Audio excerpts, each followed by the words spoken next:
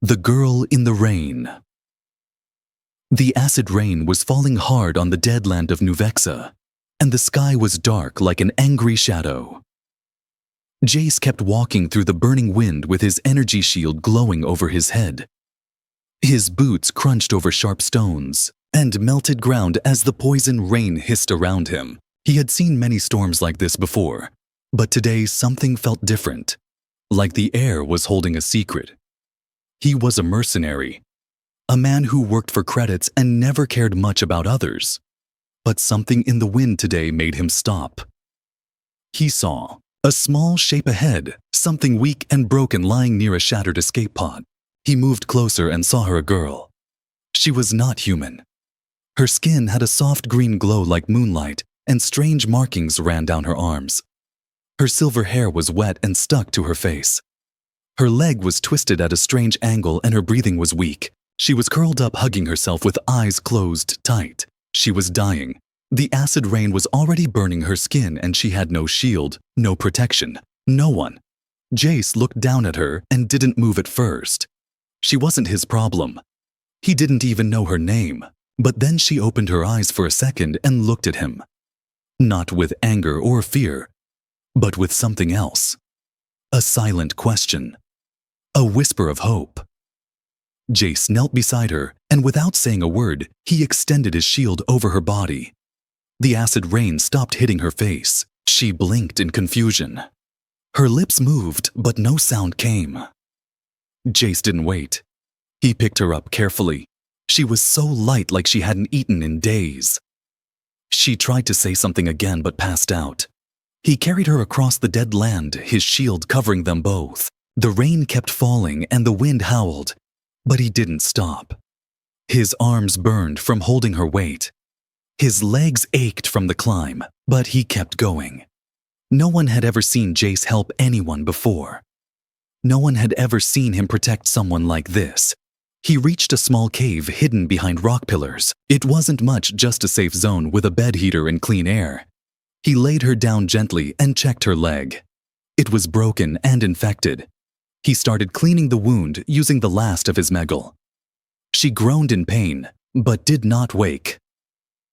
Hours passed. The storm outside grew louder, but the girl was safe now. Her skin was burned in places, but her breathing had improved.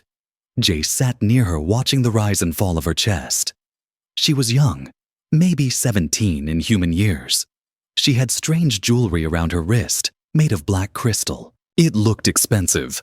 Royal, maybe. But Jace didn't care about riches. He only cared about why he couldn't leave her behind later when she woke up. She stared at him without speaking. Her eyes were golden like firelight. She didn't ask where she was or who he was. She just looked at him with a quiet calm. Then she whispered a single word. Tally. Jace nodded slowly. He didn't give his name. She looked around, then back at him. Her voice was dry like sand when she spoke again. You helped me, yeah. I did. Why? Because you needed help.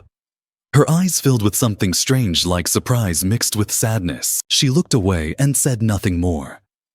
Jace stood and walked to the entrance of the cave. The storm was still wild, but the edge of it was starting to fade. He looked back at her. She was sitting up now, holding the blanket around her shoulders. Her body was still weak and her face still pale, but she was alive. He had saved her from death. A girl with no name, no hope, and no shield. And he had done it without knowing the truth, that she was not just some lost traveler. She was someone important. Someone hunted. And Jace had just stepped into something far bigger than he could imagine. But for now, he only knew one thing. He had walked through the acid rain to save her. And he didn't regret it. Not even for a second. Secrets in her eyes. Tali sat near the heater wrapped in a thin blanket as Jace worked silently on repairing his broken drone. The soft hum of tools filled the small cave, but her eyes stayed on him, not the machines. She had never seen a human like this. Not loud or proud, just quiet, strong and strange. He had carried her through fire and rain, yet now said nothing, as if it meant little. She touched her leg gently. It still hurt, But the bandage was clean and the pain was bearable. He had done it. Fixed her. She remembered flashes of the storm, his arms holding her shield above her head. His face calm even as the acid burned around them. She had thought all humans were violent or greedy. That was what her father had always said. But this one didn't ask questions. He didn't even ask her real name. Still, she could not stop watching him. His movements were careful. He didn't look at her often, but when he did, there was no fear in his eyes, no desire, just focus. Like she was not a mystery to solve, but a problem to protect. "You're not like the others," she said quietly. Jace didn't look up. "Others, the men who work for my father, they don't care about weaklings or broken things. Don't work for your father," he said and picked up another tool. She smiled slightly at that. Her fingers touched the crystal band still around her wrist. He had noticed it earlier.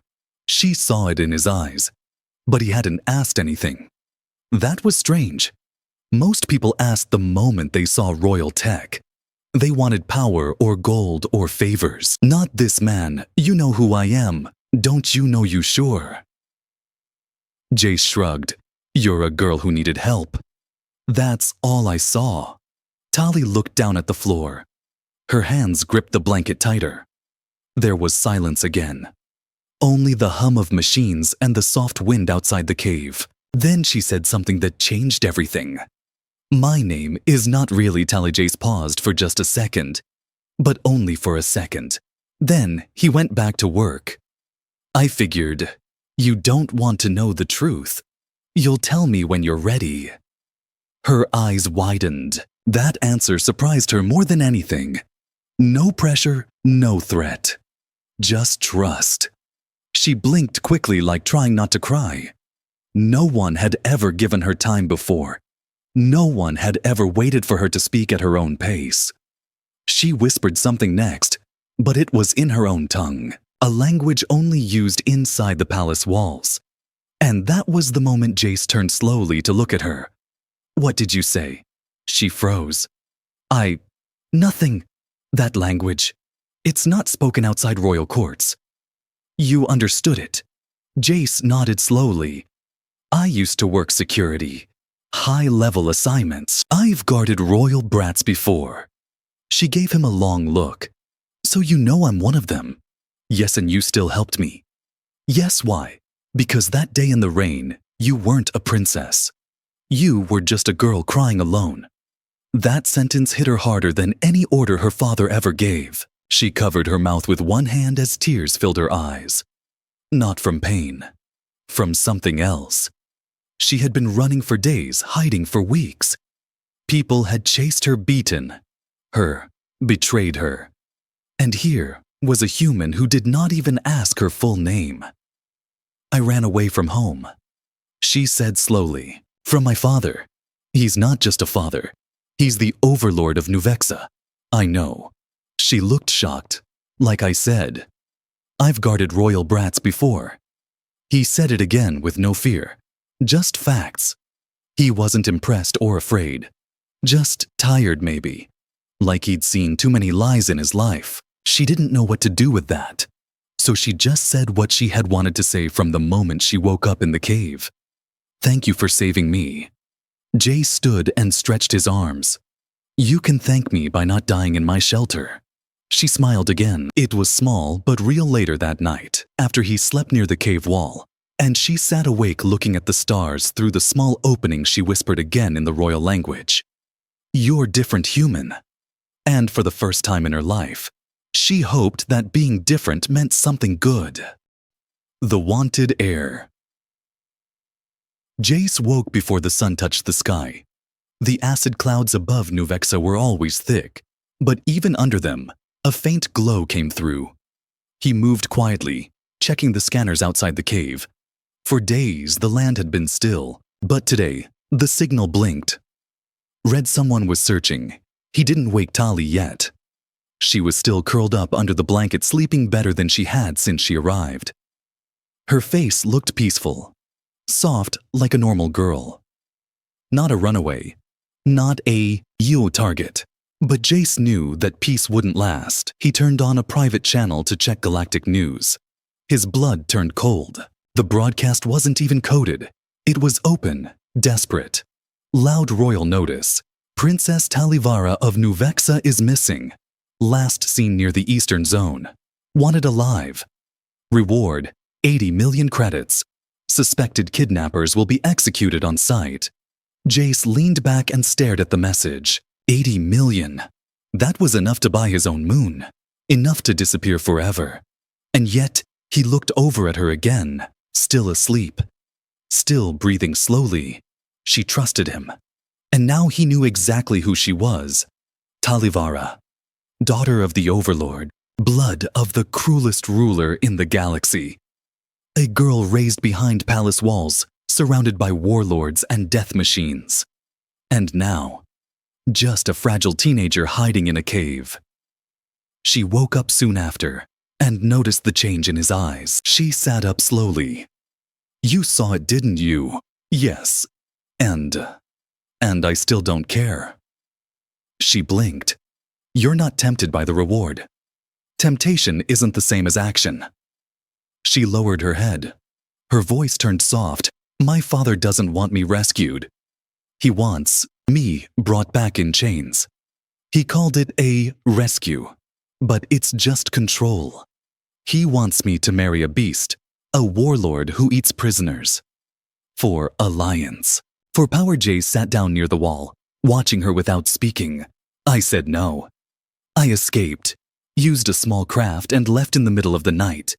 But my ship was hit. I landed in the rain. You know the rest. He nodded. They'll come. My father never fails. His hunters will burn half the desert just to find me. Then we move. Her eyes widened. You'll keep running. With me. You saved me once, she said. You could leave now. Walk away. Let me die like I was supposed to. Jace stood and checked his rifle. I could, but you won't. No, she didn't ask why. She just stood and tried to balance on her bad leg. Jace moved to help, but she waved him off. Her pride returned for a moment. I'm not just a princess. I was trained to lead. I just never had to run before. We'll find a way, Jace said. But your face is everywhere now. Satellites, bounty drones, patrols. They'll all be watching for you, then I'll change. He raised an eyebrow. You're royalty. You think a haircut and new clothes will stop scanners. No. She smiled a little. But I know something about palace encryption. If I get to the old uplink station near the cliffs, I can rewrite my data trail. I can erase my ID for a short time. Disappear for a while. He paused. That station's been dead for years. Not to me, she said. My blood activates it. That's how they track me. But I can also use it against them. She stood straighter now. Her voice was no longer soft. It was firm. You don't have to come. I can go alone. He gave a slow smirk. You wouldn't make it 2 miles before a drone snatches you. She rolled her eyes. Fine. Then help me. But no lectures. They packed quietly. Jace handed her a small shield device to wear on her wrist. Not strong, but enough to block minor scanners. She wore a long coat with a hood, hiding her hair and royal marks. Still, the tension grew with every step. They left the cave by sunset as they walked. Tali looked up at the black clouds and whispered something to herself. Jace caught the words. I'd rather die in acid rain than return to a golden prison. He said nothing, but he understood. He didn't see a spoiled princess anymore. He saw a girl brave enough to walk away from power, and a human crazy enough to walk with her. Fire from the sky. The desert of Nuvexa stretched far and wide like a sleeping beast made of ash and bone. The wind was sharp. The sky was dark. But this time, it was not acid rain that came from above it. Was fire. Jace and Tali had just reached a ridge when the sound hit them. Deep, mechanical, growing louder by the second. Jace froze. That sound was not natural. It was a dropship. Military class. He pulled Tali down behind a rock and looked up. His eyes narrowed. 3 black ships sliced through the sky like blades. They flew in a V-shape, fast and low. One of them, Hutchin, opened its hatch, and dozens of metal spheres dropped down. When they hit the ground, they unfolded like deadly flowers. Drones. Royal Hunter class. Armed and programmed to track one thing. Her they found us, Jace muttered. Tali looked pale. Her fingers trembled. We're too close to the open. We have to run. We won't make it if they see us now. Follow my lead. No questions. She nodded. Her trust was full now. No hesitation. Jace tapped the small device on her wrist, the shield he gave her. It glowed softly. Then he threw a smoke grenade that spilled thick fog across the path. He grabbed her hand and ran behind them. The drones scanned the rocks, their red eyes flashing. One turned their way. It beeped. "Locked on, go left!" Jace shouted. Now Tali moved fast, even with her bad leg. She didn't complain. She didn't cry. She kept up. Her body was weak, but her spirit was fire. They reached a crevice and dropped inside. Jace covered the opening with debris and activated a silent field. Not perfect, but enough to hide them from scans for a few minutes. Tali's chest rose and fell fast. She clutched his arm, her voice low. "They're going to kill you if they catch us. Just for helping me. Let them try," he said. "You don't even know me. Not really. Why risk everything? I've seen enough to know what you're not. You're not your father. That's all I need." She looked at him for a long second, like his words were something rare and soft. Then the moment was broken by a deep boom. One of the drones had fired into the rocks nearby. The whole ground shook. Dust fell on their heads. "We can't stay here," Jace said. "They'll crush the whole ridge. Then let's fight," Tali whispered. He turned to her. "You can't even walk straight. I'm not talking about my legs." She held out her wrist, where the royal tech was blinking rapidly now. Her eyes narrowed. "I can link to one of the drones. I know the override code. If I take control of one, I can blind the others for a short time." Jace frowned. "It's risky. If they detect your signal, they'll know exactly where we are. Better they know and fail than never know at all," she said. He gave her a small nod. "All right, do it." She pressed her palm to the tech, closed her eyes, and muttered ancient code in a language only royals were taught. Her veins glowed faint blue.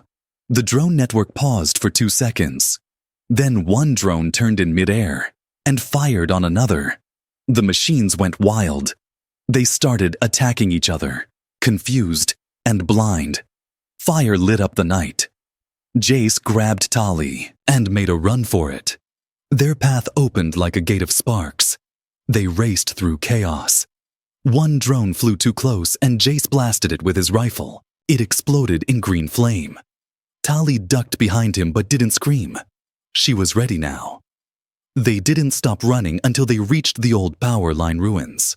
Jace found an old panel and used his knife to pry it open. Behind it was a ladder. Down below, a maintenance tunnel. He helped her down and sealed it behind them. Only silence remained. They sat there for a moment in the dark, breathing hard. Her hands shook. His arms were bruised. But they were alive. "You didn't have to come back." "For me," Tali whispered, "you could have run when they attacked. I don't run from things that matter, and I don't want to hide anymore." "Then stop hiding," he said. "Start fighting." She looked at him with new eyes. Not as a soldier, not as a princess, but as someone learning what freedom felt like. And it felt like fire and fear. and his hand holding hers in the dark. The shield and the sword. The tunnel was quiet, cold, full of wires and echoes. Jace led the way with a soft light strapped to his shoulder, scanning every corner as they moved. Tali walked behind him, slower now. Her body was tired, her mind heavy, but her steps did not stop. They had survived the fire from the sky. Barely. Now they were moving toward the uplink station, their only chance to erase her identity for good. But it wasn't just about hiding anymore. Something inside both of them had changed. She was no longer running to escape. She was running to fight back. Jace stopped at a junction and checked the old map etched into the wall. Most of the lines were faded, but he could still make it out. 3 kilometers to the uplink will rest soon, he said. Tali didn't complain. She hadn't in days. Instead, she leaned against the wall and took a deep breath. They reached a broken security gate. Jace forced it open. The space beyond looked like an old control room, dead screens, rusted chairs, dried blood on the floor, a long-forgotten place. This was a rebel hideout, Jace said quietly. Long before your father crushed the resistance. She walked in, her fingers brushing the dust. So many ghosts here, she whispered. He watched her, then opened a crate in the corner. Inside, old weapons, cracked armor, and one item still working, a plasma blade. He held it up. The edge flickered bright blue. You ever use one of these? No, want to learn. She looked surprised, then nodded slowly. Yes. They cleared a small space. Jace showed her the grip, the weight, the way it moved through air. She was clumsy at first, her strikes weak. But she watched him closely, listened, learned. You're not teaching me to win, are you? She asked. No, I'm teaching you to survive. She tightened her grip. I want more than that now. Good. They trained for hours. Between strikes and dodges, they shared few words. Only glances, short nods, silent trust later. As they rested against the wall, Tali looked at her hand. It was blistered and shaking from holding the blade too long. But she didn't let go when I was young. My father gave me a necklace made of black glass. He said it meant I belonged to the royal bloodline. I wore it with pride. She paused. Then I realized it wasn't a gift. It was a collar. Jace looked at her. You're not wearing it now, no you. Broke it. She nodded. I threw it into the acid lake when I escaped. Good. She smiled a little. What about you? Were you always a mercenary? He leaned back. I was a soldier. Then I wasn't. Why'd you stop? Because the people I protected were worse than the ones we fought. Tali didn't ask more. She understood. The next day, they reached the uplink station. It stood like a skeleton in the dust. Tall, cracked, wires hanging like broken vines. The console inside was old, but still powered. Jace checked the perimeter. Drones might still be watching. Tali placed her hand on the control pad. The system lit up. The machine recognized her blood. It asked for the royal code. She gave it. The tower hummed to life. Lights glowed red, then green. A signal pulsed through the air. Jace watched the screen. It's working. Tali sat in the chair and began deleting her record. Birth files, security clearance, tracking code. She paused before the last step. Are you sure? Jace asked.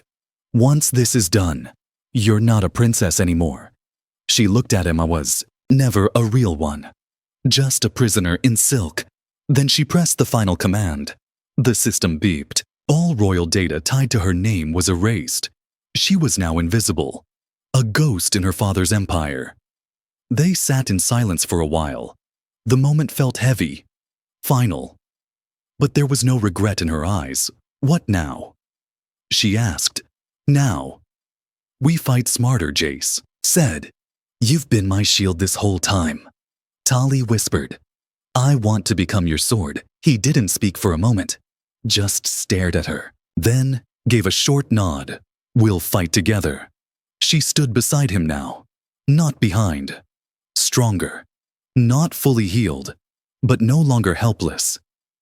The girl in the rain was gone, and in her place stood something new, something dangerous.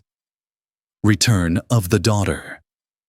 The capital city of Nuvexa rose like a metal mountain in the middle of the Deadlands. Towers stretched into the clouds, their tops hidden by smoke. Giant patrol bots floated between the buildings, scanning every face, every ID. Streets were silent, fear keeping people inside. But change was coming. Jace and Tali stood on a hill just outside the city wall. The uplink tower had done its job. Her record was erased, her signature scrambled, but it wouldn't last. They had one chance before the Overlord systems rebuilt her identity. "Are you ready?" Jace asked. Tali's eyes were locked on the city, not with fear, with purpose. "I was born in that tower," she said, pointing at the tallest building, "and I swore I'd never return. But now I will." For the last time, they wore cloaks to hide their faces.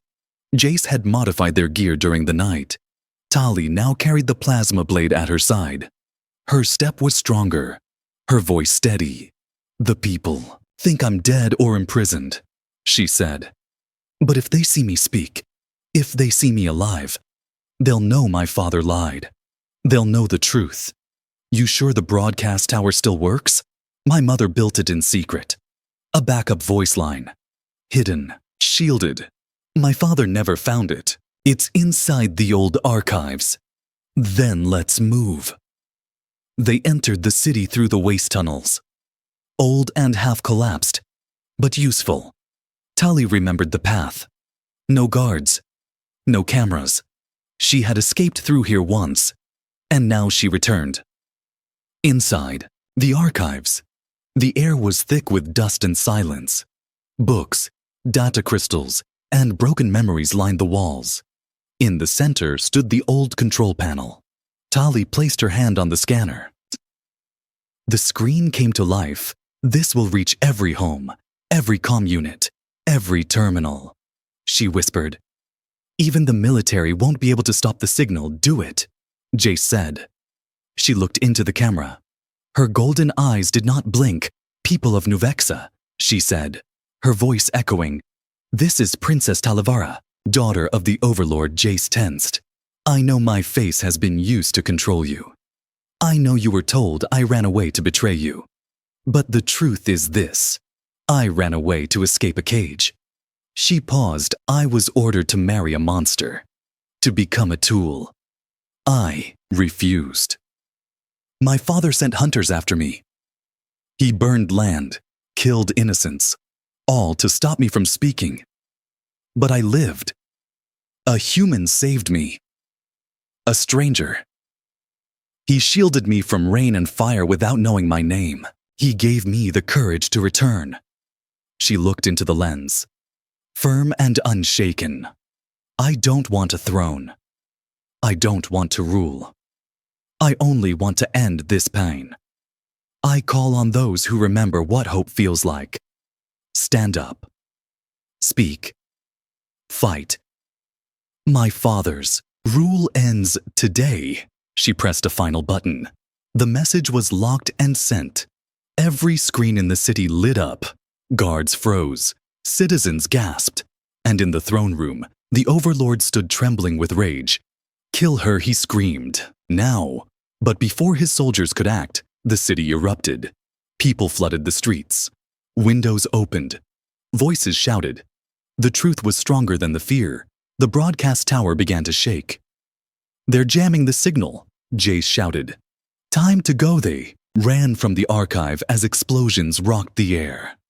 The military was moving fast, but so were the people. In the streets, crowds swarmed. Some carried weapons, others used tools. The city was rising. Rebels joined in. Even a few royal guards turned sides. The spell was broken. The fear was gone. They reached the plaza near the throne tower. A dozen royal guards surrounded them. Tali stepped forward, drawing her blade back away. She said, "I am your blood. I am your future."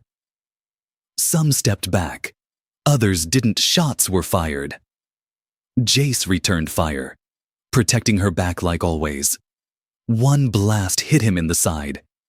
He dropped to his knee, breathing hard. Tali screamed his name and leapt between him and the last soldier. Her blade flashed. The guard fell. She dropped beside Jace.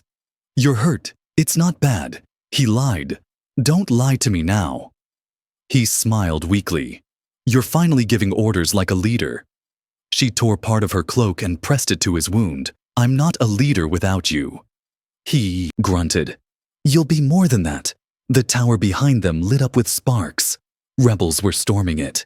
The Overlord's voice vanished from the comms. Silence.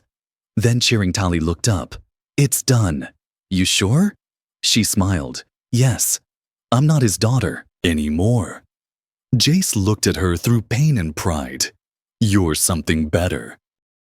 The rain falls softly. Now. The rain was falling again, but it was not like before. It was soft now, gentle, clean, not the acid that once burned skin and metal. Nuvexa was changing, and so was she. Talivara stood on the balcony of the old throne tower, now silent and peaceful. The flag of the Overlord had been torn down. The rebel colors waved in its place. The people below were singing, not screaming, cheering, not running. She looked out over the city, her hand resting on the railing. Her other hand gripped something tighter. Jace's hand. He stood beside her with his side wrapped in fresh bandages. The wound was deep but healing. He moved slower, now. But he was alive, and still watching her like he had from the beginning. With quiet trust. "It's strange," Tali whispered. "I used to look out from this very tower and feel nothing. What do you feel now?" She took a long breath. "Hope." Jace smiled.